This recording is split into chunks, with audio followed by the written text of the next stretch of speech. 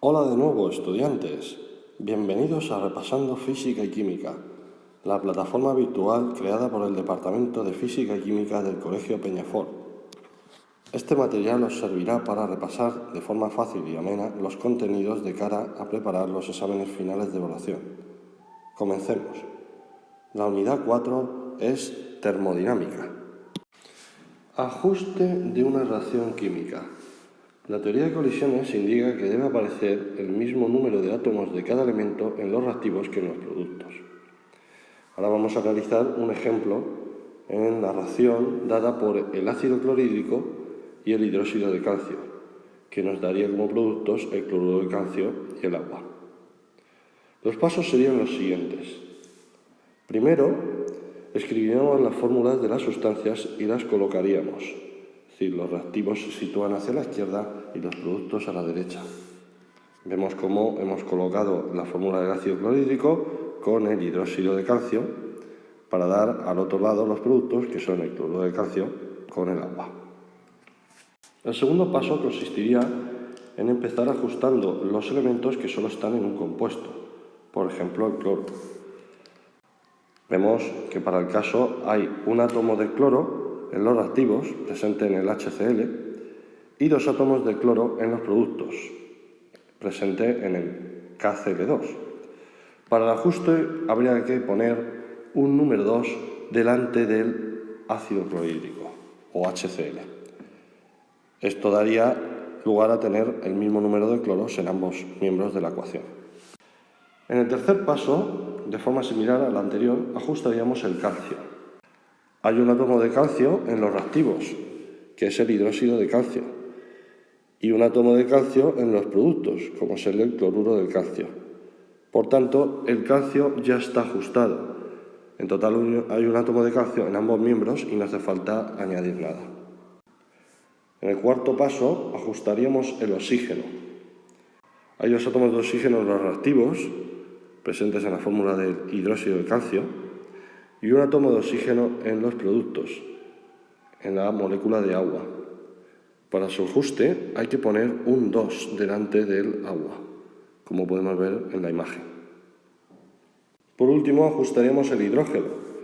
En los reactivos hay 2 átomos de hidrógeno en el ácido clorhídrico y otros 2 átomos de hidrógeno en el hidróxido de calcio. En total hay 4 átomos de hidrógeno.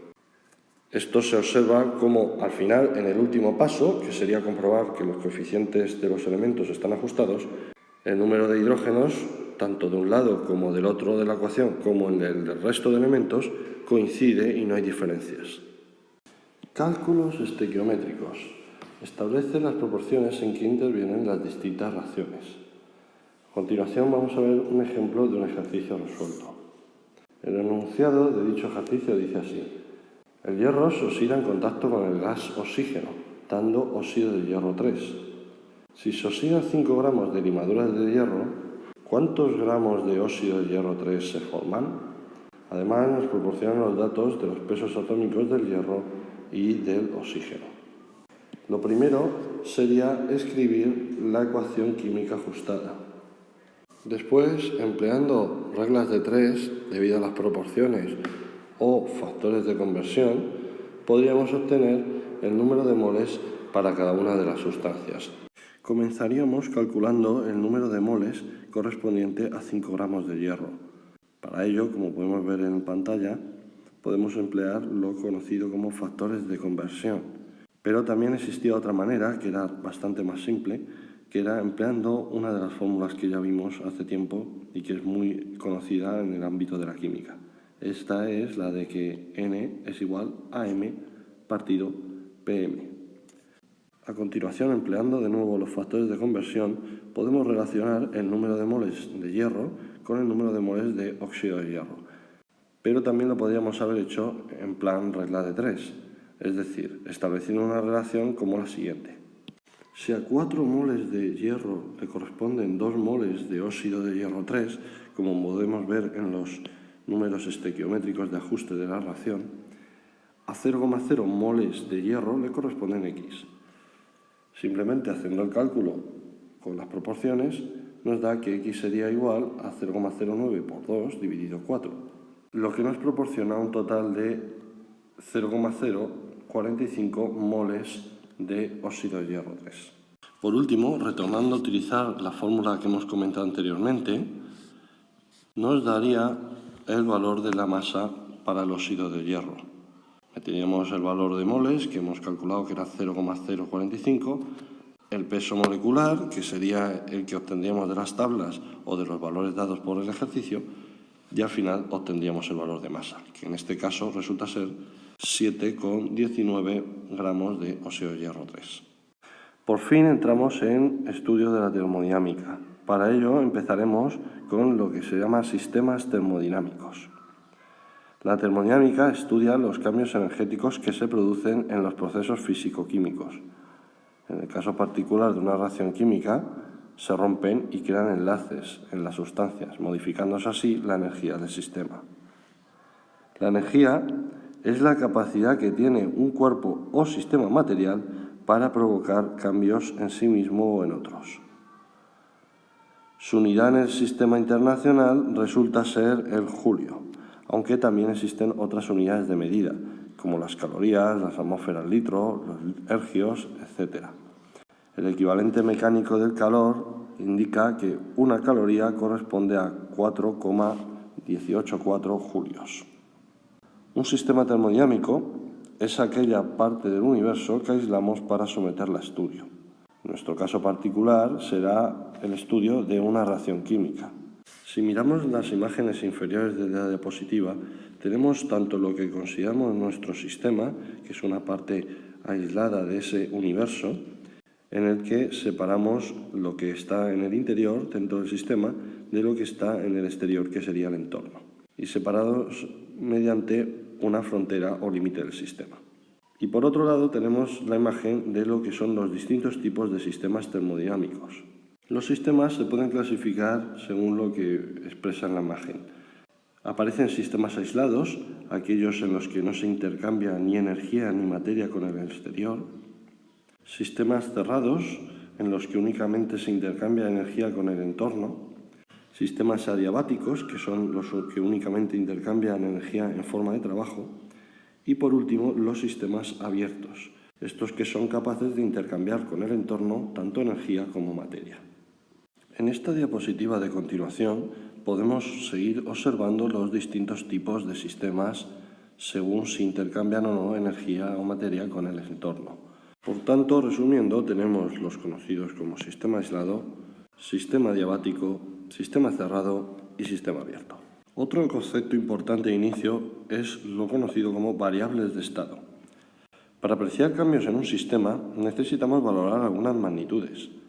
Una variable de estado es aquella magnitud cuyo valor depende únicamente del estado en que se encuentre el sistema y no de cómo haya evolucionado para llegar a él. Ejemplos de ello son la presión, el volumen, la temperatura, mientras que aquella magnitud cuyo valor depende de cómo ha evolucionado el sistema no sería variable de estado. Y como ejemplo podemos hablar del calor o el trabajo. Principio cero de la termodinámica. Si se pone un objeto con cierta temperatura en contacto con otro a una temperatura distinta, ambos intercambian calor hasta que sus temperaturas se igualan. Esto es un hecho bien conocido. De hecho, también se puede enunciar de la siguiente manera. Cuando dos sistemas A y B están en equilibrio térmico con un tercero, C, A y B también están en equilibrio térmico entre sí. En la imagen hemos puesto tres objetos, A, B y C, con distintos colores indicando que están a distintas temperaturas. Pero si pasado el tiempo se alcanza un equilibrio térmico, resulta que si A y C están en equilibrio, como B también está en equilibrio con C, A estará en equilibrio con B. Y de hecho finalizan los tres objetos teniendo el mismo color que indica la misma temperatura. Por tanto, lo que observamos es que existe un flujo de calor. Y este flujo de calor siempre va desde las temperaturas mayores a las temperaturas inferiores. El objeto más caliente suele ceder calor para transmitírselo al objeto más frío. Y eso suele ocurrir al estar en contacto directo. Concepto de calor. Es la transferencia de energía entre diferentes cuerpos o diferentes zonas de un mismo cuerpo que se encuentran a distintas temperaturas. La transferencia de calor solo se produce cuando existe diferencia de temperatura y toda transferencia cesa cuando las temperaturas se igualan. El calor se transfiere de tres formas diferentes: o por radiación, o por conducción, o por convección. Por radiación significa que el calor se transfiere a través del espacio por ondas calóricas, que viajan en línea recta en todas direcciones. En cuanto a conducción, el calor se transfiere por contacto directo entre un cuerpo a otro. Y el último método, que sería por convección, el calor se transfiere por líquidos y gases calentados, que al ser más liviano que el aire tienden a elevarse.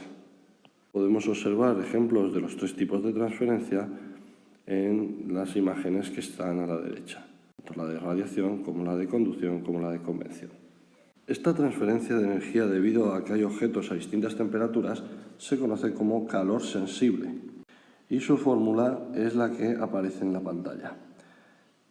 Esta la emplearemos para casos de incrementos o disminuciones de temperatura. Hay que recordar que el término delta de T corresponde a la resta de la temperatura final menos la temperatura inicial del objeto. Por otra parte, el CE es lo conocido como calor específico del tipo de sustancia que estemos empleando. Simplemente multiplicándolo por la masa obtendríamos el valor del calor y que, si están en unidades del Sistema Internacional, nos daría en julios. Para el caso de transferencia de energía en el que únicamente ocurran cambios de estado, es decir, en el que no haya variaciones de temperatura, estaremos hablando del conocido como calor latente.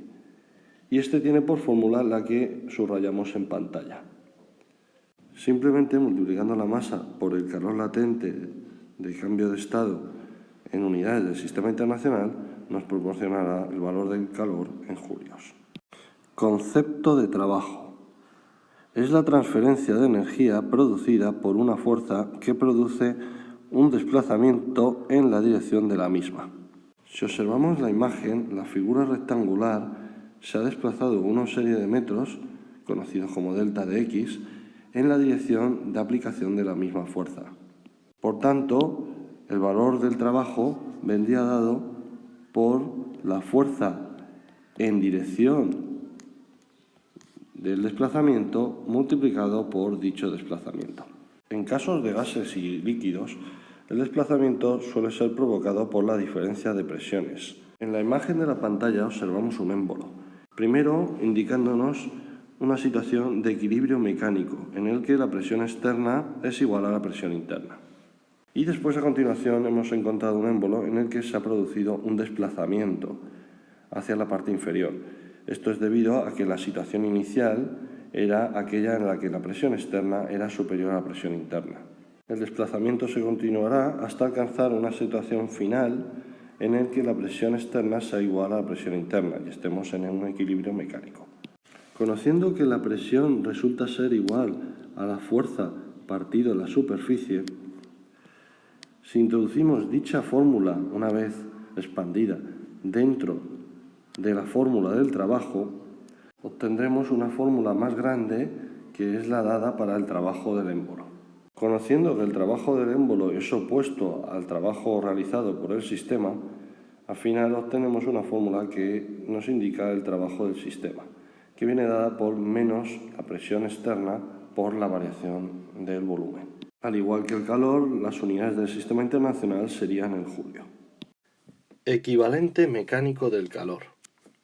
A mediados del siglo XIX, entre los años de 1840 y 1878, James Prescott Joule realizó una serie de experimentos con el objetivo de determinar la naturaleza real del calor y su relación con el trabajo mecánico. Para ello, diseñó y construyó experimentos simples como el presentado en la figura, en el cual la caída de una masa origina el movimiento de rotación de un eje.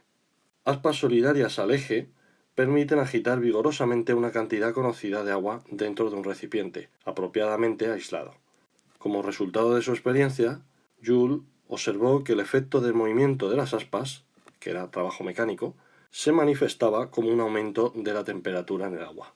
Tras realizar los cálculos, establecería que una caloría equivalía a 4,184 julios en valor de unidades de energía. Por otro lado, hay que tener en cuenta que se ha establecido un criterio de signos. Siempre que el calor o el trabajo se ha ejercido sobre el sistema, hablaremos de que sus calores o trabajos son con signo positivo. Mientras que si el trabajo se ejerce del sistema hacia el entorno, hacia el exterior, los valores de trabajo como de calor resultarían con valor de signo negativo. Primer principio de la termodinámica. La energía del universo no se puede crear ni destruir, solo son posibles las transformaciones de un tipo de energía a otro. Como también es conocido, la energía ni se crea ni se destruye, solo se transforma. Este fue un enunciado dado por Clausius en 1848 y corresponde al famoso principio de conservación de la energía. Existen otros dos tipos de principios de conservación, como son el de cantidad de momento angular y cantidad de momento lineal, pero esos se ven en otras áreas distintas de la física. Lo que corresponde a este se representa con la siguiente ecuación. La variación de energía interna de un sistema es igual al calor más el trabajo de dicho sistema. Por otra parte, la energía interna resulta ser una función de estado, puesto que la variación de energía interna depende únicamente del estado inicial y del estado final, pero no de cómo hayamos realizado el paso o las etapas para pasar desde un estado a otro. Un proceso teórico sería un proceso cíclico en el que, partiendo de una situación inicial, llegaríamos a una situación final de la que podríamos retroceder y volver otra vez de nuevo a la inicial. Y tanto en el traslado de ida como en el de vuelta, la energía sería equivalente. Esto no es real, puesto que parte de la energía se habría transformado o perdido al convertirse en otro tipo de energía. De esto podemos sacar una nueva definición o conclusión para definir el primer principio de la termodinámica. Es imposible la construcción de un móvil perpetuo de primera especie, es decir, la construcción de una máquina que funcione perpetuamente, produciendo trabajo sin consumir energía y sin pérdidas de la misma. Concepto de energía interna. Esta es una energía total del sistema, que comprende la energía cinética y potencial de todas las partículas que lo forman. Es una función de estado, ya que su valor depende solo del estado en que se encuentra el sistema. A la hora de calcular la variación de energía interna, hemos conocido el primer principio de la termodinámica, que aplicado a los distintos tipos de procesos, podemos resumirlos de la manera siguiente. En un proceso isotérmico, en el que la temperatura permanece constante, lo que al final observaríamos es que el calor resulta ser igual al menos trabajo. Hay que recordar que el trabajo tenía un signo negativo delante, con lo que al final terminarían por ser los dos valores positivos. Por otra parte, están los procesos adiabáticos. Estos son aquellos en los que el sistema no intercambiaba calor con el entorno. Por tanto, al final, la variación de energía interna únicamente corresponde al trabajo. Otro tipo de proceso sería el proceso isocórico, aquel en el que el volumen permanece constante y por tanto el trabajo sería igual a cero. Finalmente, la variación de energía interna correspondería al calor, que en este caso sería a volumen constante. Como último proceso tenemos el proceso isobárico, aquel que ocurre a presión constante. Este es el de mayor interés para nosotros, puesto que en las reacciones químicas ocurren en recipientes abiertos y se encuentran a una presión prácticamente constante, que es la atmosférica. Al final, el resultado de la variación de energía interna en este tipo de procesos será igual a la suma del calor a presión constante más el trabajo. Como ya comentamos, el calor puede transformarse íntegramente en trabajo, Q igual a W, lo que de hecho en la realidad casi nunca sucede. puesto que al calentar un sistema, este transforma una parte del calor en trabajo y el resto de la energía la destina en modificar su energía interna.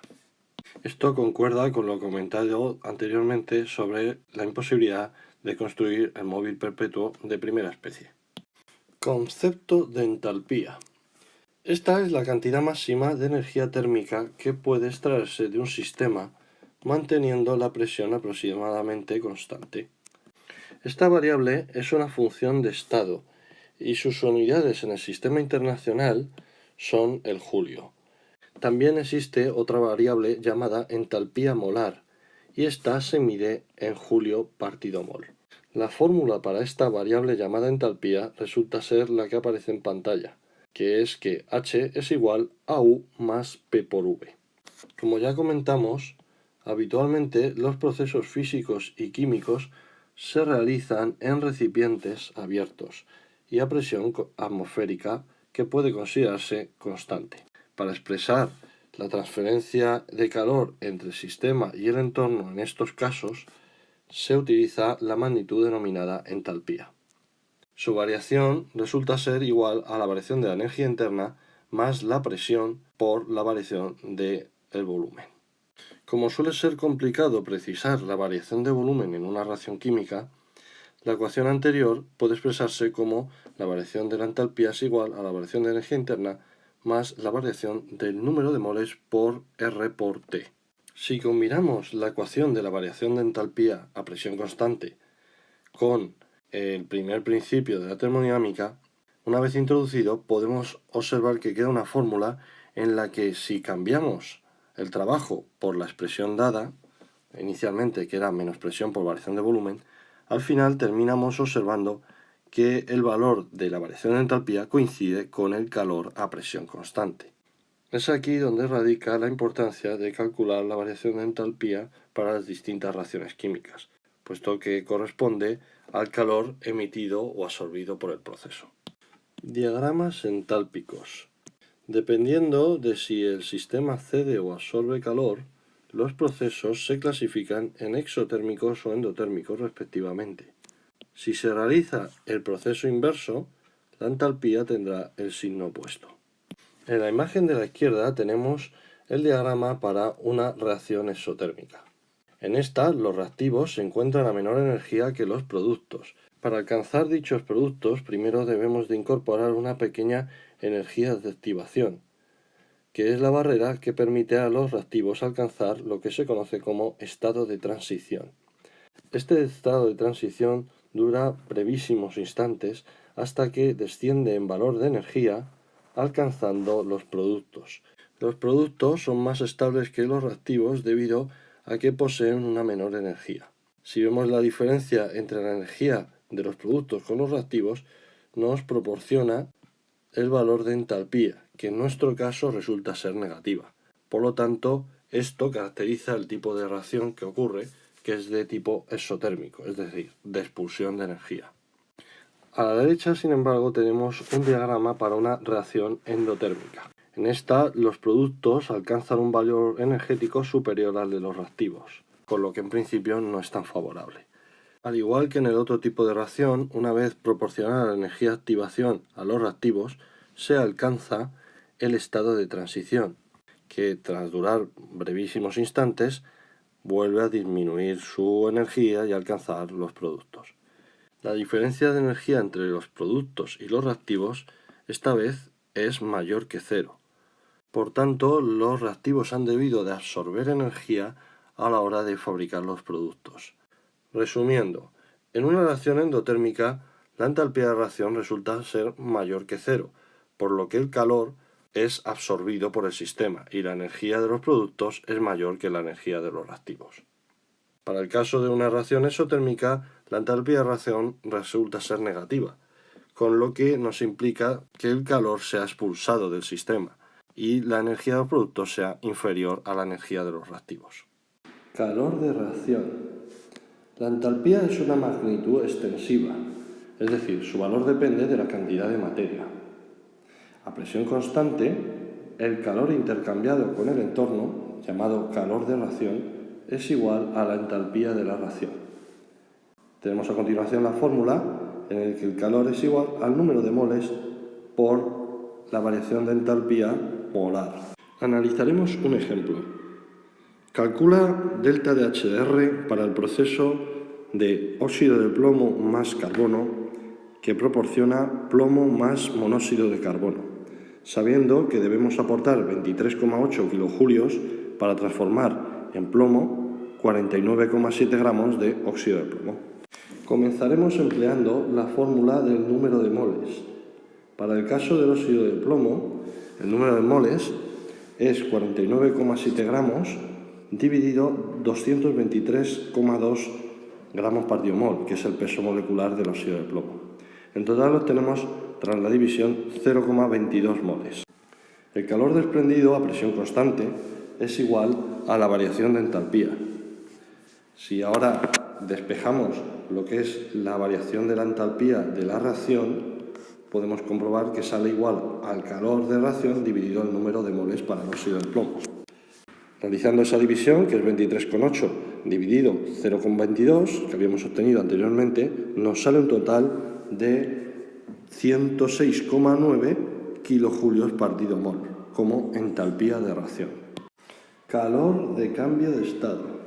En un cambio de fase en el cual las moléculas se separan, se requiere energía para vencer las fuerzas intermoleculares. Por lo tanto, es un proceso endotérmico.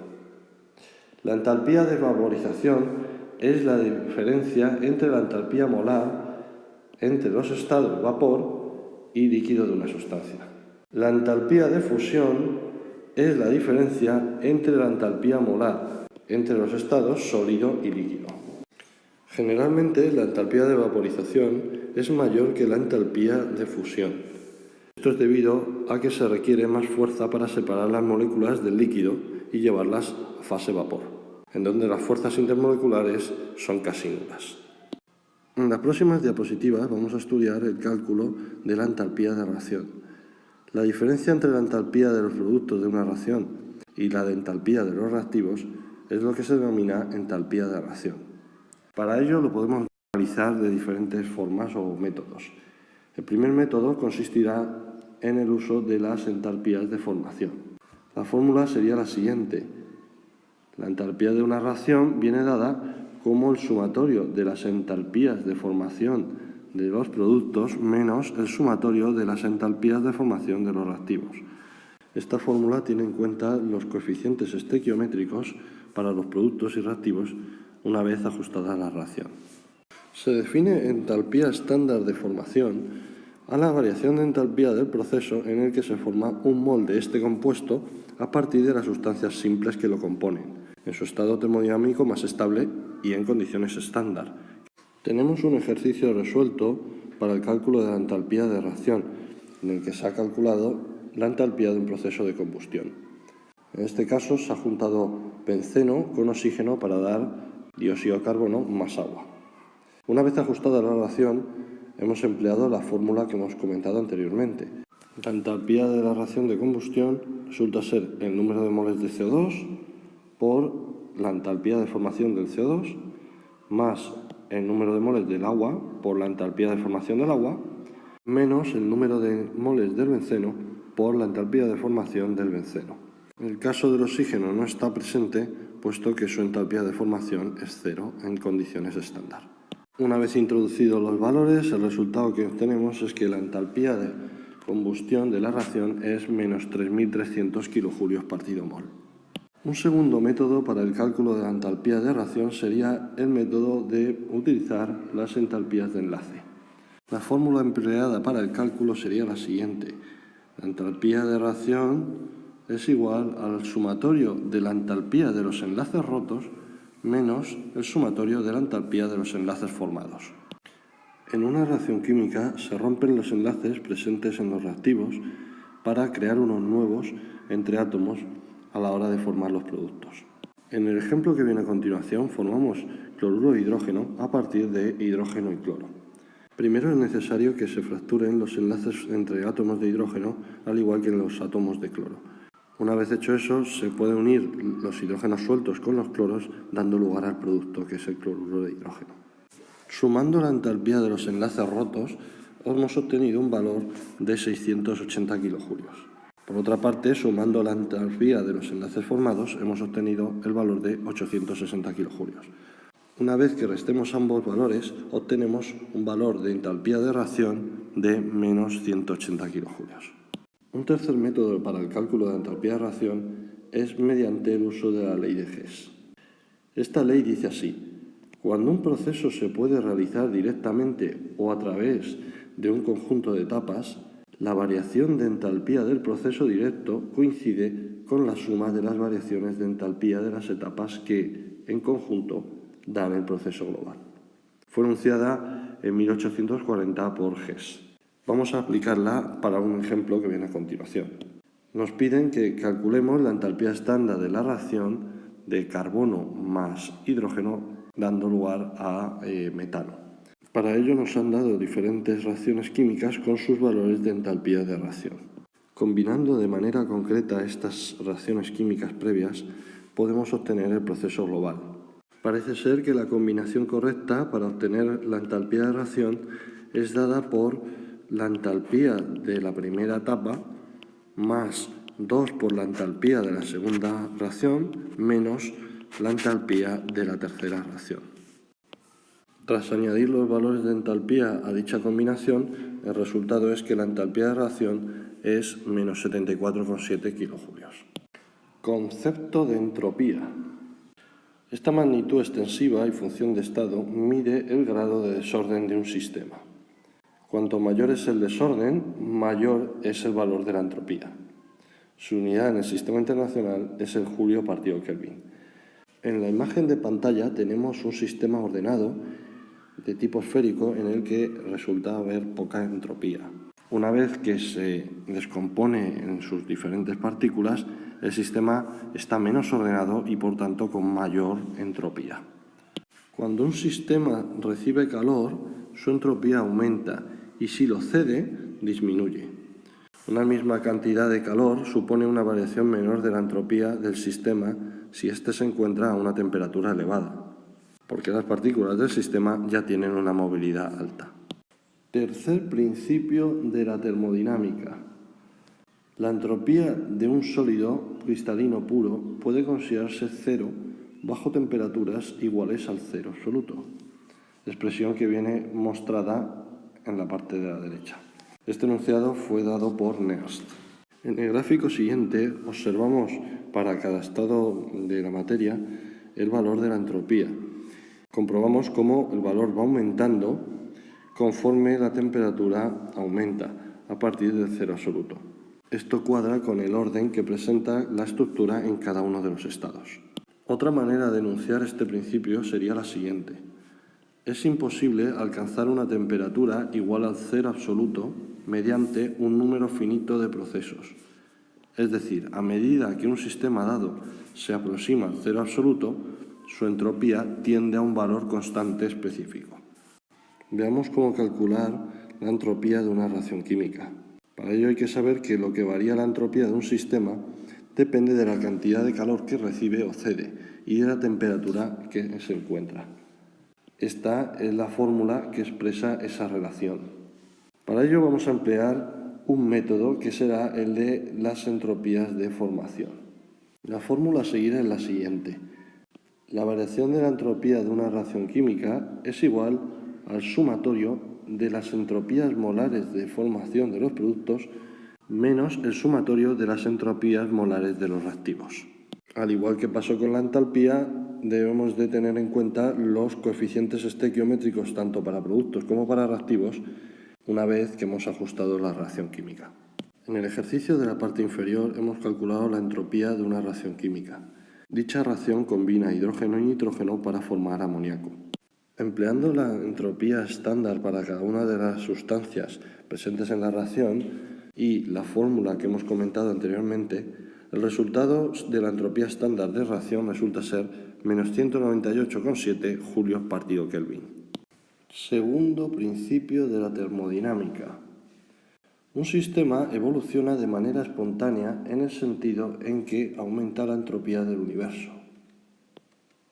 Para procesos irreversibles tenemos que la variación de entropía del universo es mayor que cero, mientras que para procesos reversibles la variación de entropía del universo es igual a cero. En la naturaleza están presentes ambos tipos de procesos. Si sumamos los dos, obtenemos que el resultado de la entropía del universo resulta ser mayor que cero. En el ejercicio siguiente se nos pide que calculemos e interpretemos el signo de la variación de entropía de los siguientes procesos reversibles. El ejercicio A es aquel en el que se realiza una solidificación del agua, mientras que en el ejercicio B se realiza una ebullición del agua. Para el primer apartado tenemos que la variación de entropía del proceso es igual al calor de solidificación partido a temperatura, y resulta ser contrario al proceso de fusión. Una vez calculado el calor latente multiplicado por la masa que estamos empleando y dividiéndolo entre la temperatura, nos da un valor de variación de entropía de menos 121 julios partido Kelvin. En el caso del apartado B, la variación de entropía del proceso es igual al calor de vaporización dividido la temperatura. Tras introducir los números, el resultado que nos da es más 590 julios partido Kelvin. La entropía del proceso de solidificación es negativa, es decir, disminuye el desorden, ya que se pasa de un estado menos ordenado, que es el líquido, a otro más ordenado, como es el sólido. Sin embargo, la entropía del proceso de vaporización es positiva, pues aumenta el desorden, al pasar de un estado más ordenado, que era el líquido, a otro menos ordenado, como el gas o vapor. La primera vez que se enunció el segundo principio de la termodinámica fue por Sadi Carnot en 1824, y decía así: es imposible la construcción de un móvil perpetuo de segunda especie, es decir, la construcción de una máquina que trabajando cíclicamente fuese capaz de convertir íntegramente calor en trabajo, a expensas de una sola fuente. Este planteamiento viene mostrado en la imagen de la izquierda. En 1860, Clausius reformuló este principio expresando lo siguiente: es imposible la construcción de una máquina que trabajando cíclicamente no produzca otro efecto que transferir calor de un cuerpo a otro de mayor temperatura. La imagen referente a este planteamiento está a la derecha. Como comprendemos, de un foco frío nunca podemos pasar a tener un foco caliente a base de transmitir energía en forma de calor. Otra reformulación del segundo principio de la termodinámica fue dado por Kelvin en 1860, y este decía así: en todo sistema cuya energía permanezca constante, la entropía puede aumentar o permanecer constante, pero nunca podrá disminuir. Concepto de energía libre de Gibbs. Se trata de parte de energía aprovechable de un sistema susceptible de realizar un trabajo mecánico. Es una función de estado que mide el grado de espontaneidad de un proceso, y su unidad en el sistema internacional es el julio. La expresión matemática que lo describe es G igual a H menos Ts.